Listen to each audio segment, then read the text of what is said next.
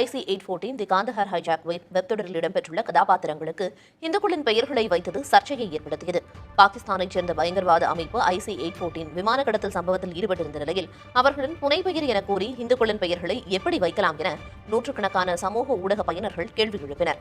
இந்த நிலையில் இது தொடர்பாக நேரில் ஆஜராகி விளக்கமளிக்குமாறு நெட்ஃபிளிக்ஸின் இந்திய பிரிவு உள்ளடக்க தலைவர் மோனிகா ஜர்கிலுக்கு மத்திய தகவல் மற்றும் ஒலிபரப்புத்துறை நோட்டீஸ் பிறப்பித்தது. இதனையடுத்து மோனிகா ஜர்கில் தலைமையிலான குழுவினர் மத்திய தகவல் ஒலிபரப்புத்துறை செயலர் சஞ்சய் ராஜுவை சந்தித்து விளக்கமளித்தனர். தொடர்ந்து வெளியிட்ட அறிக்கையில் பயங்கரவாதிகளின் உண்மை பெயர்கள் IC-814 தொடரின் ஆரம்பத்திலேயே வெளியிடப்படும் என குறிப்பிட்டனர். 1999 ஆண்டு நேபாள் தலைநகர் காத்மாண்டுவில் இருந்து டெல்லி வந்த இந்தியன் ஏர்லைன்ஸ் விமானத்தை பாகிஸ்தான் ஆதரவு பயங்கரவாதிகள் ஆப்கானிஸ்தானின் காந்தஹார் நகருக்கு கடத்திச் சென்றனர். அங்கு விமான பயணிகளை பிணை கைதிகளாக வைத்துக் கொண்டு இந்திய சிறையில் உள்ள மசூத் அசார் உள்ளிட்ட பயங்கரவாதிகளை விடுவிக்க வேண்டும் என நிபந்தனை விதித்தனர். அதன் பேரில் 3 பயங்கரவாதிகளும் விடுவிக்கப்பட்ட பிறகே விமான பயணிகளை விடுவித்தனர்.